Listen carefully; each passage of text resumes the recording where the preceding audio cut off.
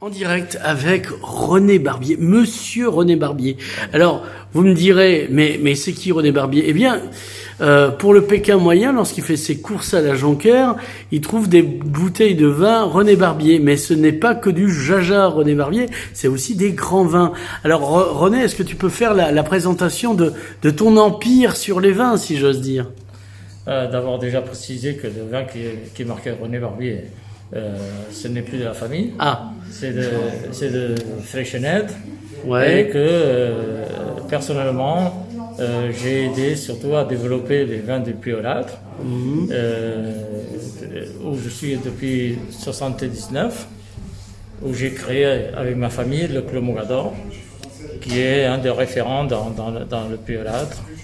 Entre autres, on est ici pour les rancios, parce qu'on a créé aussi une société qui s'appelle Arrels, où on a aidé à que les rancios connaissent peu à peu le renouveau. Et on est là-dessus à travailler encore. C'est un plaisir d'être avec vous justement dans ces journées de rancio et de ce bouquin. Parce que vraiment, c'est quelque chose qui me fait plaisir.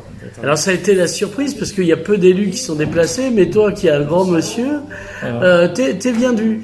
Alors, tu m'avais parlé pour le rancio, à l'époque tu avais un coffret de 3 rancios, ce que tu avais dit dans le documentaire. Oui, on a toujours un coffret de 3 rancios. C'est un rancio Arrel générique, qui est un rancio d'élevage de 8 ans. Et après, on a le 8 ans, excusez-moi, non, de 20 ans. Oui, c'est un peu mieux. 20 ans, pas 8 ans, 20 ans. Et après, on a des rancios entre 60 et 100 ans.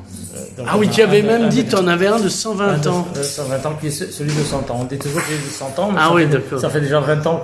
Qu'il est de 100 ans, alors du coup, oui. Donc, alors j'en avais goûté un à l'époque où on avait été invité par Joseph Roca, là où j'ai fait le documentaire, donc au Mas Maroc, de 120 ans. C'était génial, là-bas, c'est vrai. Et est-ce que c'était toi qui l'avais amené, celui de 100 ans qu'on avait goûté ou oui, c'était moi qui l'avais amené. Donc voilà. Voilà. Et c'était, comme on dit, une tuerie. Alors, raconte-nous cette histoire que tu nous racontais à la conférence de presse. C'est que, d'un point de vue légal, tu peux en faire que des flacons de dégustation, quoi. Tu peux pas le vendre, quoi. Parce que... c'est-à-dire que pour garder l'esprit de ce vin, qu'on dit de rotation de 100 ans, on peut en enlever, disons, à peu près une quinzaine de bouteilles. Qu'on divise par 2, même par 3 maintenant pour en avoir plus. Bah oui, voilà. Chaque 2-3 ans.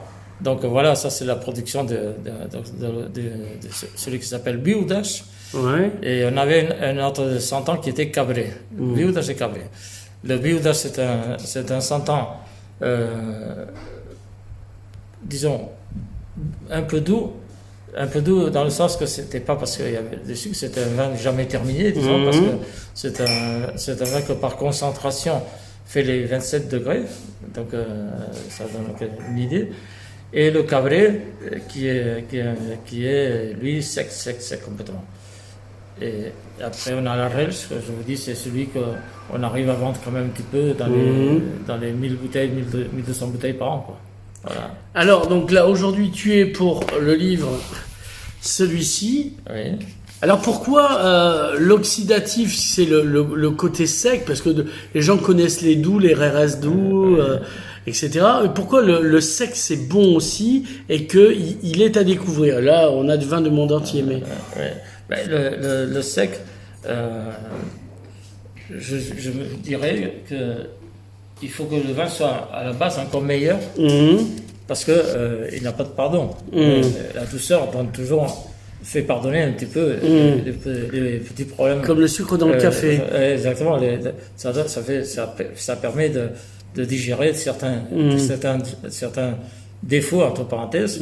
Alors que quand un rancio est sec, il n'y a pas de filet, on doit le goûter tel qu'il est, et donc on doit être beaucoup plus exigeant sur la qualité de ce rancio. Et surtout quand ils vieillissent, comme c'est des rancios de 100 ans, évidemment, si à la base c'est pas un très grand vin, très bon ratio. On dévie toujours sur des esters qui sont pas bons, ou on pourrait dire des brettes de TCA que c'est facile à avoir dans les ratios. Mais quand un vin est pur, il est magnifique, il est bon jusqu'à la nuit des temps, quoi. Alors, sur quels arômes on arrive sur ces 120 ans? C'est-à-dire qu'évidemment, il y a une chose qui est claire, c'est que chez nous, les ratios se font dans des greniers et se font avec qu'on appelle des petits barils, disons ici, qui sont eux-mêmes bicentenaires. Donc, on a évidemment la contamination des goudrons du baril de certains côtés, mais malgré tout, malgré cette contamination, quand un ratio est bon, on retrouve quand même le vin qui est présent. Et même, je dirais, même les tertiaires qui sont fruités et qui ont des fruits très rouges. Et même dans le période, on retrouve encore l'anis et les garrigues de là-bas. C'est souvent très salé, et ça c'est très bon aussi. Et comme je dis, épicé. Mais bon, il y a une contamination de la barrique, surtout que le fait qu'il soit à l'extérieur, on a une concentration des alcools, et non pas, si on met le même baril, on le met dans les sous-sols, on a une concentration, on perd de l'alcool, alors que quand on est dans les golfs, comme on dit nous, on a une concentration justement, c'est l'eau qui s'évapore, et une concentration de l'alcool. Donc, malgré tout, grâce à cet alcool, on peut avoir une espèce de glycérine qui fait que ce côté dur qui pourrait être de ces ratios soit complètement suave et diplomatique, s'exprime de manière merveilleuse à travers cet alcool. Donc l'alcool dans ces ratios, pour moi, est un élément important. Alors, dernière question.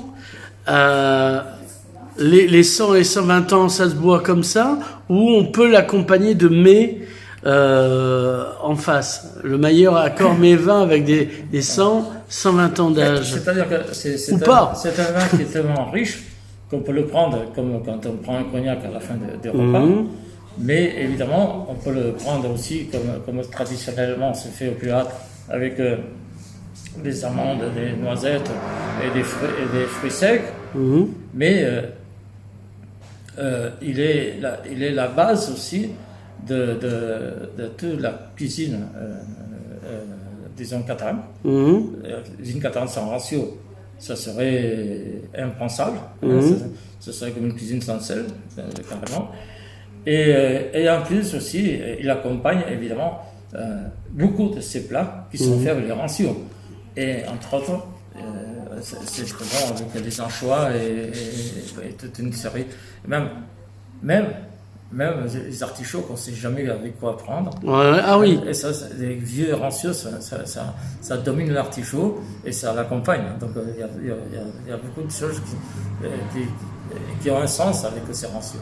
Et alors, là, avec un cigare, parce qu'on sait que ça... Si je vous ai dit, la première chose, c'est qu'on peut le prendre comme un cognac. Un cognac et un cigare, ça va ensemble. Non. Et alors, tu es fumeur de cigares? Moi, je ne suis pas fumeur du tout, mais je suis fumeur de cigares. Alors, lequel tu recommanderais avec le 100, 120 ans, c'est pour... Moi, comme je ne suis pas fumeur, je prends que des petits Havanes. D'accord. Des Cohiba, des Monte Cristo, d'accord. Des gros, mais petits. D'accord, je vois. Un peu comme Partagaz, comme Monte Cristo, comme des cigares qui ont du goût, mais pas long, parce que sinon c'est... comme je ne suis pas fumeur, je ne peux pas... Non, mais moi non plus, mais je fume le cigare. Voilà, c'est ça. René Barbier, merci beaucoup. Merci à vous et merci de m'avoir invité. Je suis très heureux de pouvoir assister à l'inauguration de ce bouquin qui est précieux à partir de maintenant.